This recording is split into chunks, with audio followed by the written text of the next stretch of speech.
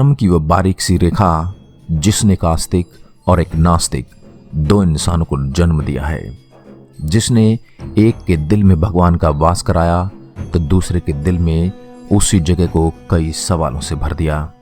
ये धर्म ही है जिससे किसी को सद्बुद्धि तो किसी को संयम मिलता है, किसी को सफलता तो किसी को धन दौलत मिलती है, किसी को जीने की एक राह तो किसी को अपने जीवन का लक्ष्य ही उसके धर्म से मिल जाता है। हिंदू, मुस्लिम, सिख, ईसाई सभी के भगवान एक हैं, लेकिन मान्यताएं अनेक हैं। वे मान्यताएं जो बुरे से बुरे दौर में भी एक भक्त को अपने भगवान से अलग नहीं होने देती। वे मान्यताएं जो उसके मानने वालों के जीवन से कुछ इस तरह जुड़ी होती हैं जैसे कि आत्मा का संबंध शरीर से जुड़ा होता है। नमस्कार दोस्तों, हिंदू नेशन के इस नए एपिसोड में आप सभी का स्वागत है।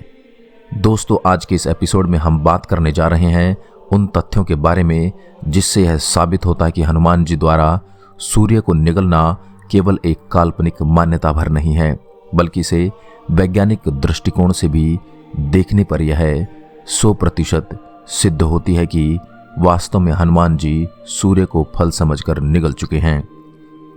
हनुमान जी पर आधारित हमारे पिछले एपिसोड में तो आप सभी देख चुके हैं कि किस तरह से पवन पुत्र हनुमान ने सूर्य को एक लाल और रसीला फल समझकर निगल लिया था। यह एपिसोड उसी घटना के वैज्ञानिक दृष्टिकोण पर आधारित है, जिसके द्वारा यह समझा जा सकता है कि विज्ञान के संबंध में यह घटना किस हद तक संभव है। इस बात को सभी लोग जानते हैं कि हनुमान जी भगवान शिव के अंश हैं और उनका शरीर प्रचंड ऊर्जा से भरपूर है। क्या किसी को इस बात का संदेह है कि हनुमान जी 8 सिद्धियों के धनी हैं? और क्या किसी को इस बात पे भी कोई संदेह है कि उन 8 सिद्धियों में एक सिद्धि लघिमा है, जिसके द्वारा हनुमान जी अपने शरीर को इतना सूक्ष्म कर लेते हैं, यानी उस कण के बराबर हो जाते हैं जो साधारण आंखों से दिखाई न दे।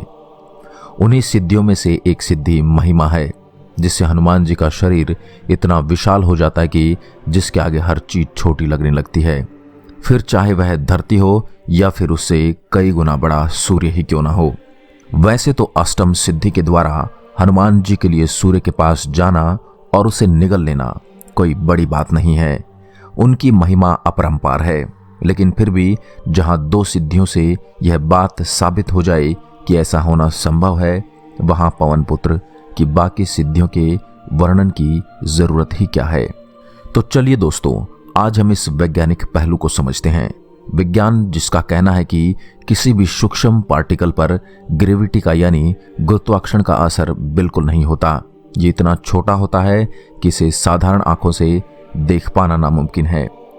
ऐसे में इस कण को प्रकाश की गति से धकेला जा सकता है, जो लगभग 3 लाख किलोमीटर प्रति सेकंड की रफ्तार से ट्रेवल कर सकता है। याद रहे कि पवन पुत्र हनुमान ने लंका में प्रवेश करने के लिए लघिमा सिद्धि का उपयोग करते हुए अपने शरीर का आकार उस सूक्ष्म कण के समान कर लिया था, जिससे कि उन्हें शत्रु सेना न पकड़ सके और वो माता सीता का पता लगा सकें। बड़े से बड़े आकार को छोटे से छोटे कण में बदल देने वाली लघिमा सिद्धि से यह पता चलता है कि हनुमान जी सूर्य को निगलने के लिए सूर्य के करीब उसी सूक्ष्म अवस्था और प्रकाश की गति से जा पहुंचे। अब ये तो कोई भी समझ सकता है कि एक न दिखने वाला कण विशालकाय सूर्य को निगल नहीं सकता। ऐसा करने के लिए किसी भी चीज को कम से कम बराबर या फिर उससे बड़ा तो होना ही पड़ेगा। अब जबकि हनुमान जी ने सूर्य को निगल जाने की ठान ही ली थी, ऐसे में उन्होंने अपनी दूसरी सिद्धि महिमा का इस्तेमाल किया। ऐसा करते ही पवन पुत्र इतने बड़े हो गए कि मानो उनके आगे सूर्य एक नन्ही सी गेंद हो गया हो, या यूं कहें कि उनके सामने वह एक रसीला फल था, जिसके लिए आज इन मान्यताओं को विज्ञान के तराजू पर तोला जा रहा है। अब तो यह विज्ञान भी कहता है कि जिस चीज में प्रचंड ऊर्जा हो और साथ में वह विशालकाय भी हो, तो ऐसी अवस्था में ब्लैक होल का निर्माण संभव है। वो ब्लैक होल जिसके अंदर ब्रह्मांड की कोई भी चीज कुछ इस तरह से गायब हो सकती है जैसे कि ब्लैक होल उसे निगल गया हो। तो क्या यह संभव नहीं है कि हनुमान जी महिमा सिद्धि के द्वारा सूर्य के आगे ब्लैक होल की भूमिका में आ गए थे और विशालकाय ब्लैक होल जिसके आगे सूर्य ने भी अपना अस्तित्व खो दिया। हालांकि हिंदू धर्म की इस मान्यता को वैज्ञानिक दृष्टिकोण की जरूरत नहीं थी, फिर भी यह साबित हो ही गया कि सिद्धि के द्वारा हनुमान जी द्वारा ऐसा कर पाना संभव था।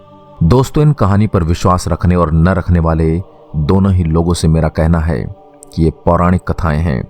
इनका मकसद ये नहीं होता कि इनमें कही गई बातों को आप ज्यों का त्यों समझें, बल्कि ये कहानियां अपने साथ कुछ संदेश लिए होती हैं, जिन्हें समझना ही इन कहानियों का सबसे बड़ा उद्देश्य है।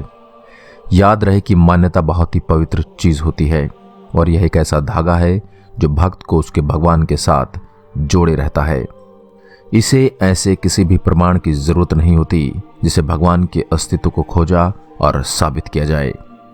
दोस्तों, उम्मीद है कि आज की यह वीडियो आपको पसंद आई होगी। ऐसी ही और भी पौराणिक कथाओं के बारे में विस्तार से जानने के लिए बने रहिए हिंदू नेशन के साथ। मैं आपका दोस्त आज आपसे इजाजत लेता हूं। आपसे फिर मिलेंगे एक नए और एपिसोड के साथ। तब तक के लिए नमस्कार।